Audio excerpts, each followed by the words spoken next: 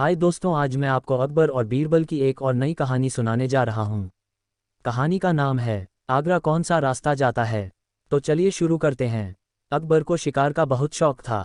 वे किसी भी तरह शिकार के लिए समय निकल ही लेते थे। बाद में वे अपने समय के बहुत ही अच्छे घुड़सवार और शिकारी भी कहलाए। एक बार राजा अकबर शिकार के लिए निकले। घोड़े पर सरपट दौड़ते हुए उन्हें पता ही नहीं चला और केवल कुछ सिपाहियों को छोड़कर बाकी सेना पीछे रह गई।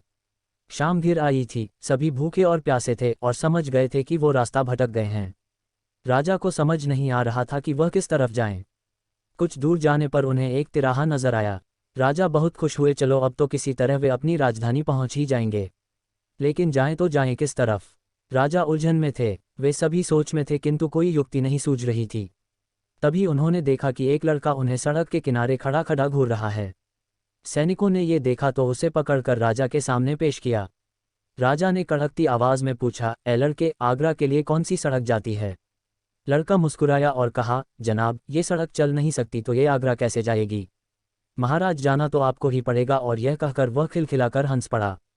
सभी सैनिक मौन खड़े थे। वे राजा के गुस्से से वाकिफ आए। दोस्तों, आज मैं आपको अकबर और बीरबल की एक और नई कहानी सुनाने जा रहा हूँ। कहानी का नाम है आगरा कौन सा रास्ता जाता है। तो चलिए शुरू करते हैं। अकबर को शिकार का बहुत शौक था। वे किसी भी तरह शिकार के लिए समय निकल ही लेते थे। बाद में वे अपने समय के बहुत ही अच्छे घुड़सवार और शिकारी भी कहलाए। एक बार राजा अकबर शिकार के लिए निकले। घोड़े पर सरपट दौड़ते हुए उन्हें पता ही नहीं चला और केवल कुछ सिपाहियों को छोड़कर बाकी सेना पीछे रह गई। शाम घिर आई थी, सभी भूखे और प्यासे थे और समझ गए थे कि वो रास्ता भटक गए हैं। राजा को समझ नहीं आ रहा था कि वह किस तरफ जाएं। कुछ दूर जाने पर उन्हें एक तिराहा नजर आया। राजा बहुत खुश हुए, चलो अब तो किसी तरह वे अपनी राजधानी पहुंच ही जाएंगे। लेकिन जाएं तो जाएं किस तरफ। राजा उलझन में थे। वे सभी सोच में थे किंतु कोई युक्ति नहीं सूझ रही थी। तभी उन्होंने देखा कि एक लड़का उन्हें सड़क के किनारे खड़ा खड़ा घूर रहा है। सैनिकों ने ये देखा तो उसे पकड़कर राजा के सामने पेश किया। राजा ने कड़कती आवाज में पूछा, ए लड़के, आगरा के लिए कौन सी सड़क जाती है।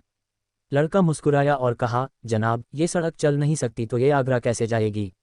महाराज, जाना तो आपको ही पड़ेगा। और यह कहकर वह खिलखिलाकर हंस पड़ा। सभी सैनिक मौन खड़े थे। वे राजा के गुस्से से वाकिफ थे। लड़का फिर बोला, जनाब, लोग चलते हैं, रास्ते नहीं। ये सुनकर इस बार राजा मुस्कुराया और कहा, नहीं, तुम ठीक कह रहे हो। तुम्हारा नाम क्या है। अकबर ने पूछा। मेरा नाम महेश दास है महाराज, लड़के ने उत्तर दिया। और आप कौन हैं।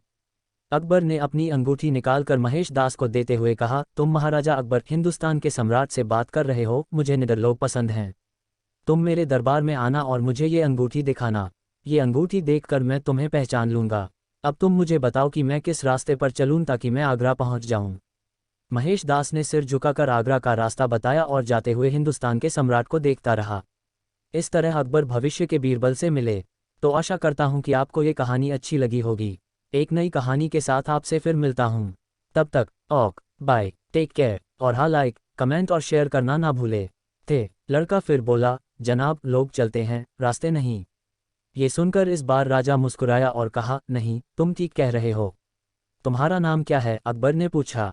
मेरा नाम महेश दास है महाराज, लड़के ने उत्तर दिया। और आप कौन हैं। अकबर ने अपनी अंगूठी निकालकर महेश दास को देते हुए कहा, तुम महाराजा अकबर, हिंदुस्तान के सम्राट से बात कर रहे हो। मुझे निडर लोग पसंद हैं। तुम मेरे दरबार में आना और मुझे ये अंगूठी दिखाना। ये अंगूठी देखकर मैं तुम्हें पहचान लूंगा। अब तुम मुझे बताओ कि मैं किस रास्ते पर चलूं ताकि मैं आगरा पहुंच जाऊं। महेश दास ने सिर झुकाकर आगरा का रास्ता बताया और जाते हुए हिंदुस्तान के सम्राट को देखता रहा। इस तरह अकबर भविष्य के बीरबल से मिले। तो आशा करता हूं कि आपको ये कहानी अच्छी लगी होगी। एक नई कहानी के साथ आपसे फिर मिलता हूं।